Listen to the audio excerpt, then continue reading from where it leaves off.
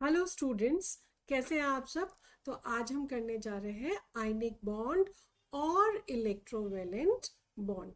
बहुत ही सिंपल और इंटरेस्टिंग होता है आयनिक बॉन्ड। जैसा कि ये नेम कहता है ionic, that means this is a bond form between the two ions. ठीक है ना। ये जो बॉन्ड होता है it is actually electrostatic force of attraction. right now electrostatic force of attraction होगा when the ions are of different nature. that means कोई हमारा कैटाइन होगा और कोई हमारा एनाइन होगा. सो दैट मीन्स ये फोर्स ऑफ अट्रैक्शन तब होगा जब आपके चार्जेस जो है वो ऑपोजिट चार्ज्ड आयंस है. ठीक है.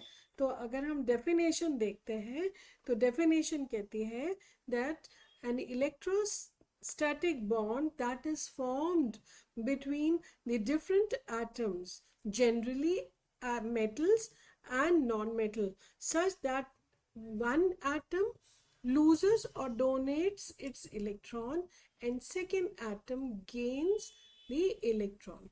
Okay, so this bond formed by the transfer of electron is known as electrovalent bond.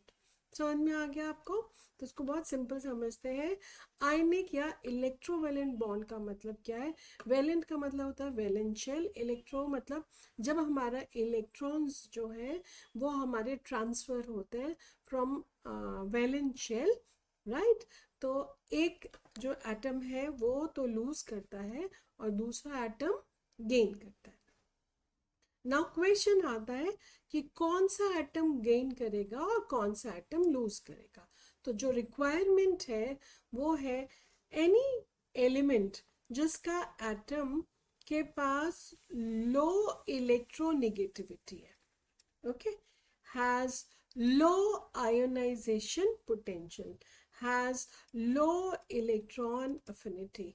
ठीक है. इसकी वजह से क्या है, इलेक्ट्रोनेगेटिविटी लो है, आयनाइजेशन पोटेंशियल लो है, अफिनिटी लो है. तो ये क्या करेगा, इसको इलेक्ट्रॉन रखना नहीं है तो ये क्या करेगा, इलेक्ट्रॉन इजीली लूज कर देगा ना. ऐसे एलिमेंट्स जिनके एटम्स इलेक्ट्रॉन लूज करते हैं हम उनको क्या बोलते हैं, मेटल्स.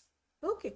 नाउ अब हम चलते हैं कौन से एलिमेंट्स हैं जिनके एटम इलेक्ट्रॉन्स गेन करेंगे. तो the atoms जिनके पास high electronegativity है, they have got high ionization potential, they have high electron affinity. Okay. तो इनके पास क्या है, इलेक्ट्रॉन्स को अट्रैक्ट करने का पावर है. सो दे गेन इलेक्ट्रॉन.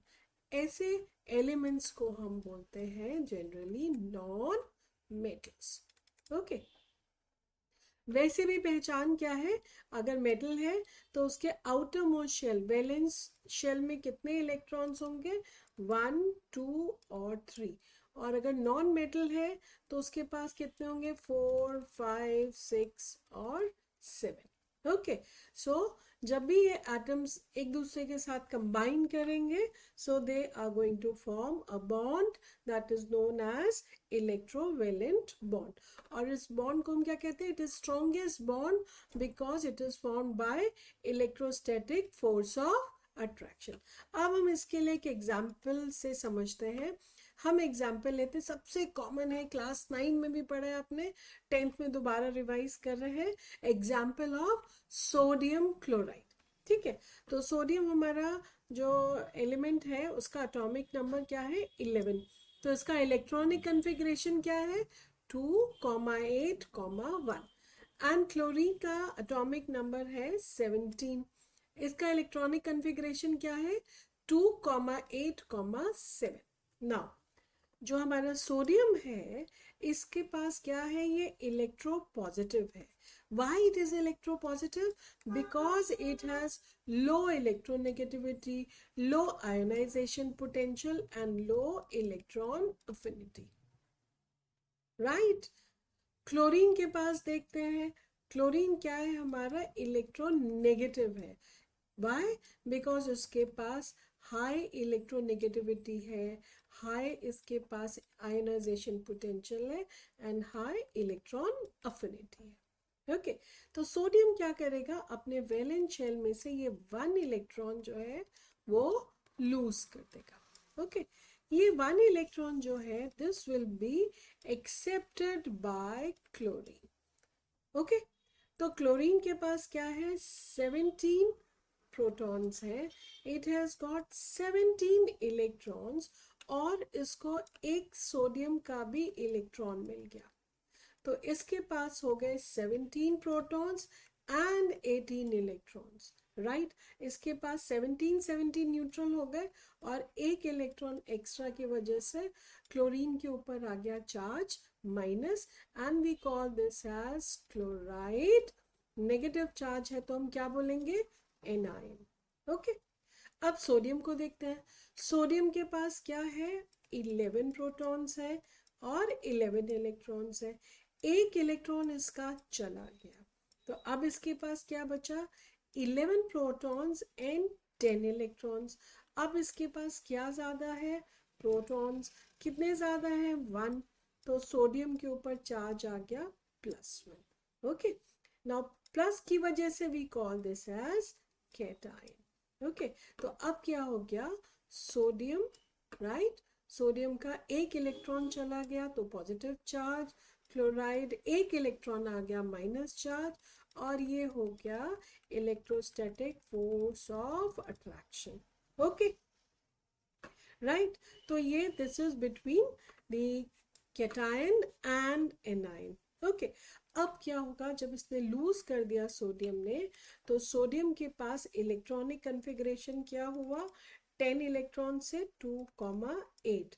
क्लोरीन के पास हुआ 18 से 2,8,8। तो क्लोरीन का इलेक्ट्रॉनिक कन्फिग्रेशन हो गया आर्गन के जैसा, एंड सोडियम का हो गया neon. Why, because neon has atomic number 10 and argon has atomic number 18, और दोनों ही क्या है, इनर्ट गैसेस है and they are stable. So this is how sodium chloride is formed. Okay समझ में आया है ना, इंटरेस्टिंग कंसेप्ट। अब हम इसके बाद नेक्स्ट एग्जांपल ले लेंगे, magnesium chloride.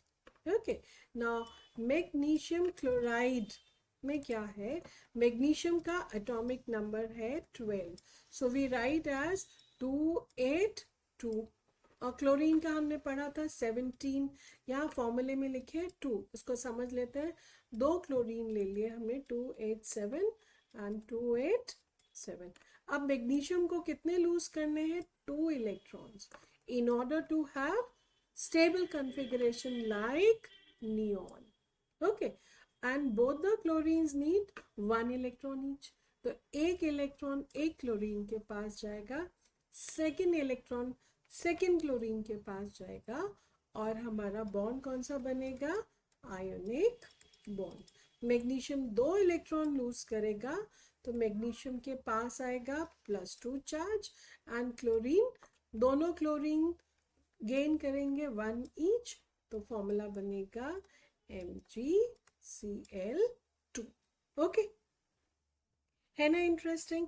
Now what you have to do is, this is known as electron dot structure. आप इसको अच्छे से प्रैक्टिस कर लीजिए, राइट। सिंस ये जो बॉन्ड बना है ये बहुत स्ट्रॉन्गेस्ट बॉन्ड है, तो अकॉर्डिंगली ये जो हमारे आयनिक कंपाउंड्स होंगे, राइट, आयनिक कंपाउंड जैसे हमारा magnesium chloride, calcium oxide, magnesium oxide, sodium chloride, ये आपके कोर्स में है, तो इन कंपाउंड्स की प्रॉपर्टीज भी डिफरेंट होंगी।